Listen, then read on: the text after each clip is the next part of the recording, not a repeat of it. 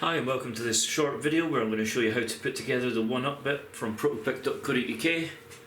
Now the 1UP bit is a game controller for the BBC microbit. It's going to have a 2-axis potentiometer thumbstick here, 2 extra buttons which we've labelled C and D because A and B are on the microbit. It's going to have 2 resistors to work with these buttons and an 80-way connector.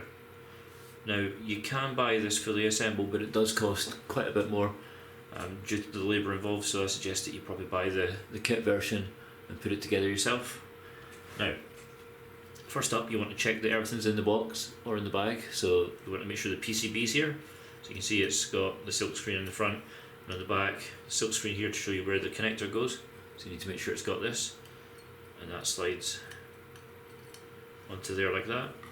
Now I would do the connector first, and there's a reason for that which I'll show you in a little while.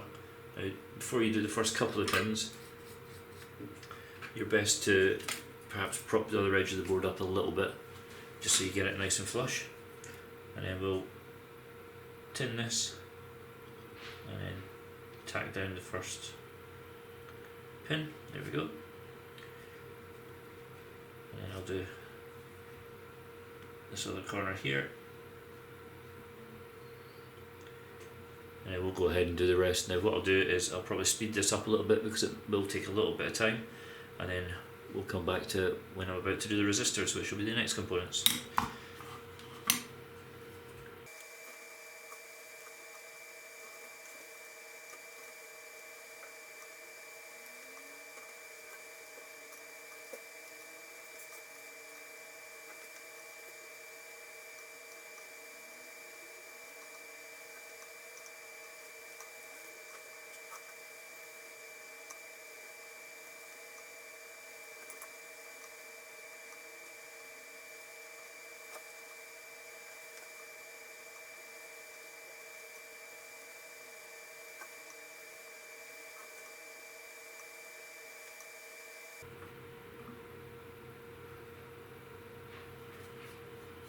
Halfway through.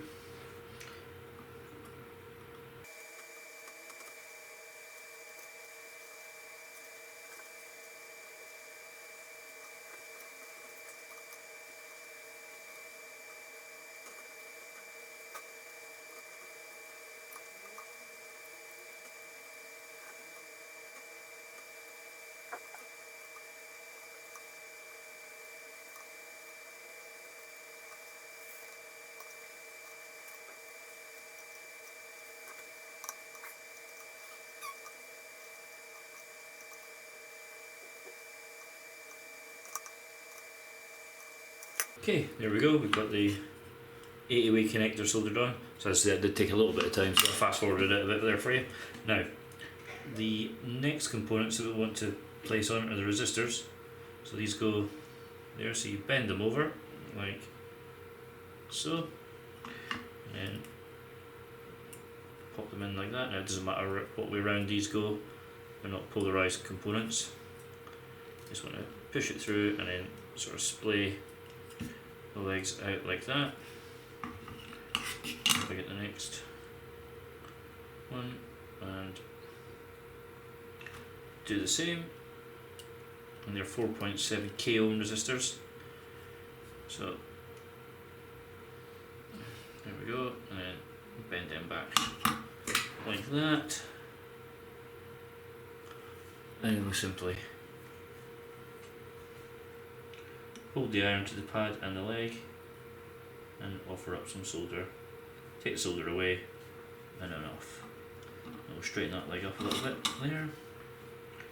And need to tin my iron. There we go. That should get the heat moving. And then away. And then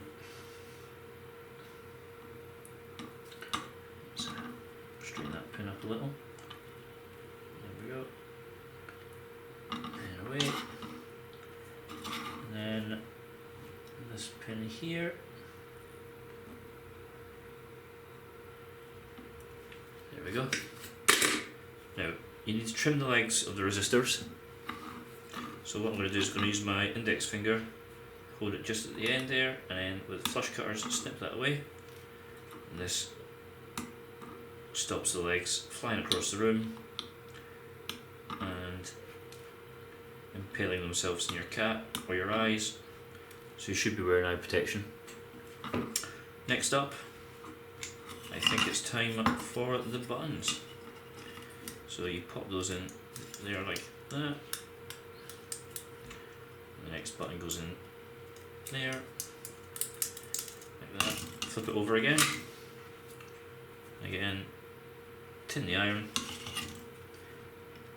and heat the pad and the leg.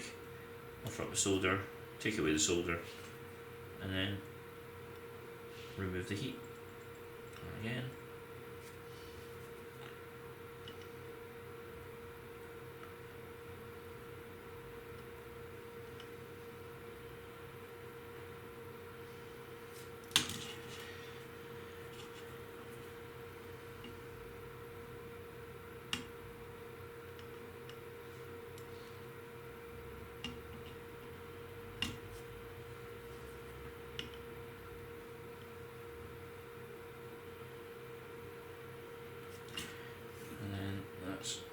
Halfway through the last. There we go.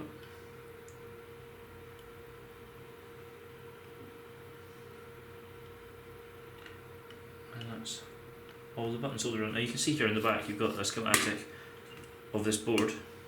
So we just wanted to put something in the back, so we thought that'd be a nice thing to show you. Now we'll just get the thumb potentiometer, and we'll be back in a second and solder that on. Okay, so we just place this on here,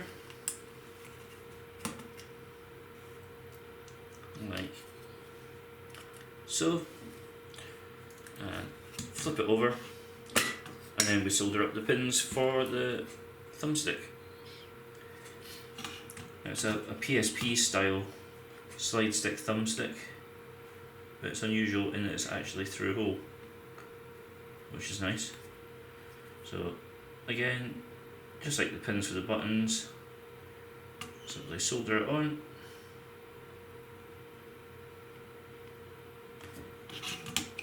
So there's 3 of them, there's 6 pins in total. There's effectively 2 potentiometers. There we go, and there's pin 4.